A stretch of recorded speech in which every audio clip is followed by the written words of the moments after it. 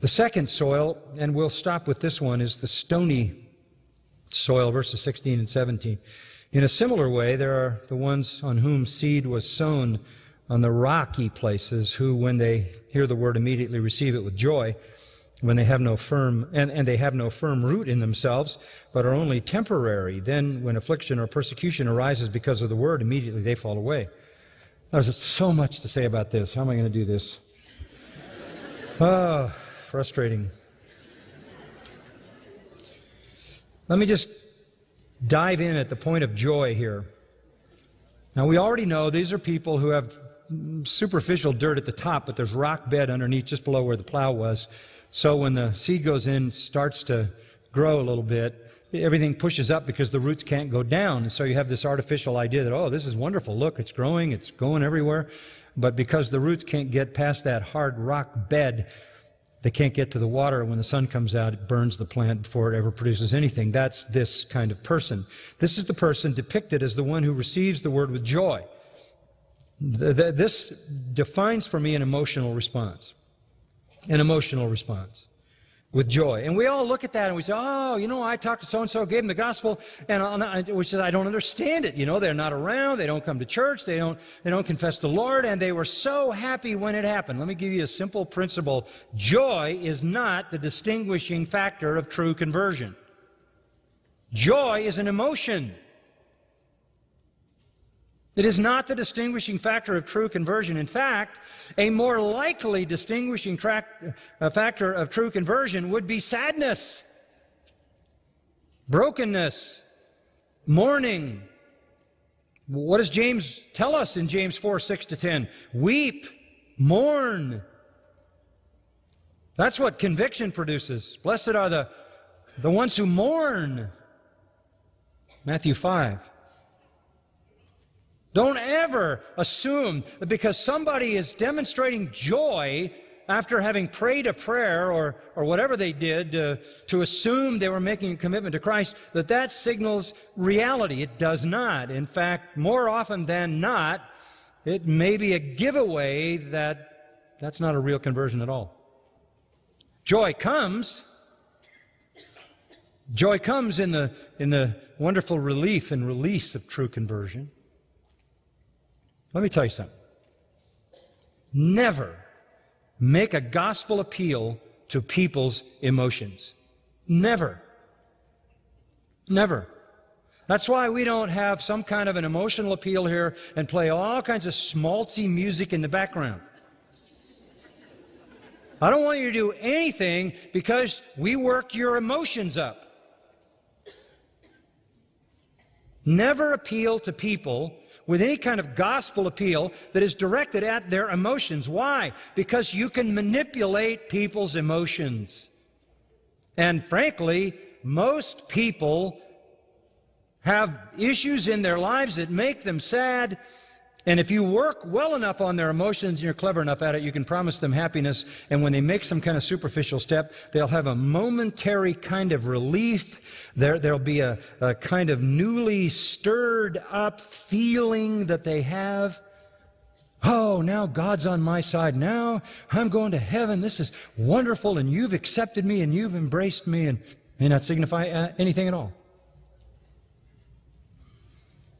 The world is full of people who would like to be happy. Agreed? The world is full of people who would love to be accepted and loved and go to heaven. If you appeal to the emotions, you're going to get emotional reactions. And emotional reactions are not necessarily consistent with true conversion. Warm affections, newly stirred up. Look, there are so many people who have gone through this route. I'm telling you, this is what we all grew up with, kind of in churches. A lot of us, where they would play this music. You turn on television. Watch how these TV preachers and evangelists deal with crowds. They get an organ. They crank the music up. Somehow they get these people at a fever pitch emotionally. Then they play at their feelings. This is an illegitimate thing. It's tragic. Don't ever appeal to people's emotions. My approach to evangelism, say, here's the truth. You drive it at the mind, because all things pertaining to life and godliness, as I read for you in 2 Peter 1, pertain to the true knowledge of Him. So here's the truth. Shut down the organ. Shut down the humming. We don't need that. Let's talk about the truth of your condition and Christ's provision. And the emotion will take care of itself. I think you were all very emotional this morning when you were singing those hymns, weren't you? Was there a lot of joy in your heart? You were lifted up, you were encouraged, but that's the emotion that comes out of the true conversion, not the emotion that substitutes for it. But we don't need to do all that kind of emotional manipulation. There's a second thing you never want to do. You never want to appeal directly to people's will, because the world is full of weak-willed people. Are you aware of that? If you're not, then you tell me how those phony evangelists get people to send them enough millions of dollars they can buy 3 jets. You can manipulate people's will to do anything. Anything. If you're clever enough, and if you create enough self-interest, right?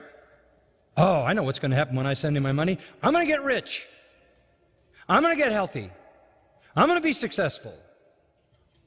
God's going to pour out all kinds of goodies on me. All that driving self-interest is behind all of that.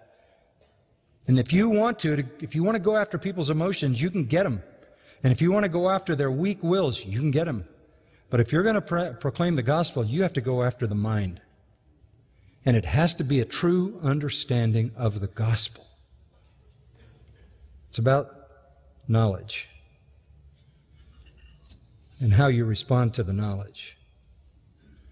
The Church of Jesus Christ is flooded with, I have to say, tares who came in emotionally and from a weak-willed response.